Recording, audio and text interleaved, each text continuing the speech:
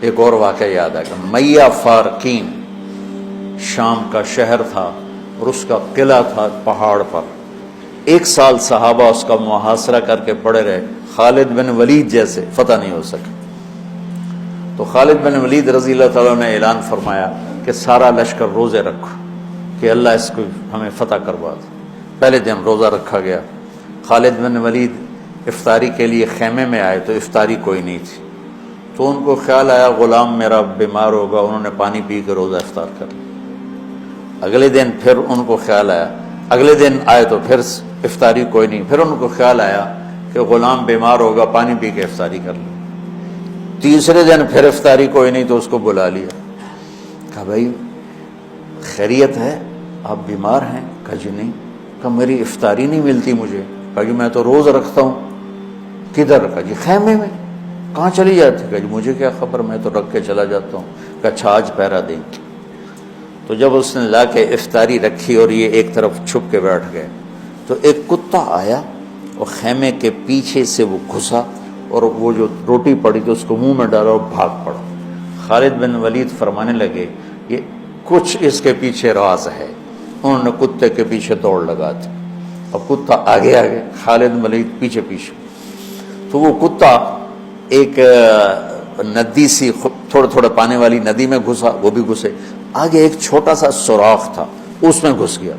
خالد بن ولید لمبا قد اور پتلے جسم کے تھے، دیکھنے میں لگتے تھے جیسے کوئی مکے دی مارن لیکن انہوں نے پہاڑوں کو راستے سے ہٹا دیا. سیف اللہ، اللہ کی تلوار. زید بن، آپ نے موتا کا لشکر بھیجا تو آپ نے کہا تمہارے امیر ہیں زید بن حارثہ، یہ شہید ہو جائیں تو پھر جعفر ہیں آپ کے چچا زاد، یہ شہید ہو جائیں تو پھر عبداللہ بن رواحہ، یہ شہید ہو جائیں تو پھر جس کو چاہو امیر بنا لینا. تو خالد بن ولید رضی اللہ تعالیٰ عنہ کی پہلی جنگ تھی یہ موتا. اسلام لائے اور یہ جنگ پیش آ گئی، صلح حدیبیہ کے بعد کی بات ہے. تو یہ موتا اردن میں ہے، میں وہاں 2 دفعہ گیا ہوں. زید بن حارثہ شہید ہو گئے تو جعفر تیار کیوں کہتے ہیں ان کو؟ کہ ان کو جھنڈا پکڑا تو انہوں نے ہاتھ کاٹ دیا، تو انہوں نے دوسرے ہاتھ میں لے لیا، انہیں وہ ہاتھ کاٹ دیا، تو کٹے ہاتھوں سے جھنڈے کو یوں چمٹا لیا، انہیں پیچھے سے کاٹ دیا تو جھنڈا گر گیا. تو اللہ کے نبی مسجد نبوی میں بیٹھے ہوئے تھے اور فرما رہے تھے زید آگے بڑھ رہا ہے اور قتال کر رہا ہے اور وہ قتل ہوا اور وہ گیا جنت میں. پھر آپ نے فرمایا اب جھنڈا جعفر نے اٹھایا ہے اور وہ آگے بڑھا ہے، اس کے دونوں ہاتھ کٹے اور وہ گرا اور وہ گیا جنت میں. اور اس کے دونوں ہاتھوں کے بدلے میں اللہ نے جعفر کو 2 پر دے دیے ہیں جس سے وہ جنت میں اڑتا پھرتا ہے. اس لیے ان کو کہتے ہیں جعفر تیار. یہ اللہ کے نبی کی خوشخبری تھی کہ جعفر کو اللہ نے 2 پر دیے جس سے وہ جنت میں اڑتا پھرتا ہے. پھر آپ نے کہا اب جھنڈا اٹھایا عبداللہ بن رواحہ نے، وہ آگے بڑھا، قتال کیا، قتل ہوا اور تھوڑے لمحے کے بعد فرمایا وہ گیا جنت میں.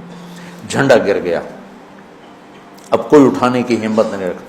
تو ثابت بن اکرم ایک انصاری صحابی ہیں، انہوں نے جھنڈا اٹھایا، کبھی جھنڈا پکڑو، ہاتھ سے نکل رہی ہے جنگ. تو لوگوں نے کہا تو ہی پکڑ لے، تو بدری آدمی. ثابت بن اکرم بدری صحابہ، کہا بھائی میرے بس کا نہیں ہے، کسی اور کو پکڑاؤ. تو افرا تفری میں کس کے منہ سے نکلا خالد کو پکڑاؤ، وہ نہیں پتہ چلا، شور شرابہ تھا. تو کسی نے کہا خالد کو پکڑاؤ. یہ کہنا تھا کہ سب نے کہا خالد کو دو. اب اللہ کے نبی خاموشی سے اوپر دیکھ رہے ہیں، سے سامنے سناٹا ہے اور ادھر یہ ہو رہا ہے. تو آخر سب نے کہا خالد تو جھنڈا اٹھا. وہ کہنے لگے میں تو نیا مسلمان ہوں اور میری پہلی جنگ ہے، بابا کسی پرانے آدمی کو دو. تو سب کہیں تو ہی لے. تو خالد نے ایک ہاتھ میں جھنڈا پکڑ کے دوسرے ہاتھ سے جب یوں تلوار لہرائی نا تو میرے نبی نے فرمایا اب اللہ نے اپنی تلواروں میں سے ایک تلوار کو نکال لیا ہے. سیف اللہ. اس دن آپ کے ہاتھ سے 9 تلواریں ٹوٹیں لڑتے. پھر اللہ نے ان کے ہاتھوں فتح نصیب فرمائی۔ 3000 کے لشکر نے 1,00,000 پہ غلبہ پایا۔ پانی پڑھو۔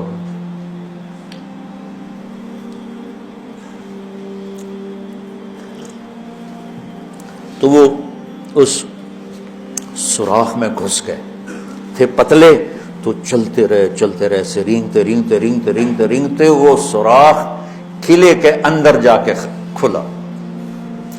اللہ نے روزے کی برکت سے ایک کتے کے ذریعے سے راستہ دکھا دی۔ تو حضرت خالد بن ولید نے کہا بھائی 100 آدمی تیار ہو جاؤ، پتلے پتلے، آج رات فتح ہے انشاءاللہ۔ تو ان کو لے کے گھسے، صرف 88 اندر جا سکے، 12 ذرا تھوڑے سے ہیوی تھے وہ نہیں گھس سکے، تو 88 آدمیوں کو لے کر وہ اس سوراخ میں سے رینگتے ہوئے قلعے میں داخل ہوئے اور جا کے حملہ کیا، اور اللہ نے دروازہ کھول دیا، اللہ نے فتح نصیب فرمائی۔ تو روزہ اور نماز دنیا اور آخرت کے کام بنانے کا وسیلہ اور ذریعہ ہے، اگر ہم اس کو یقین کے ساتھ کریں۔ جب مشکل پیش آئے اپنا ظاہری سبب بھی اختیار کرو اور نماز بھی پڑھو۔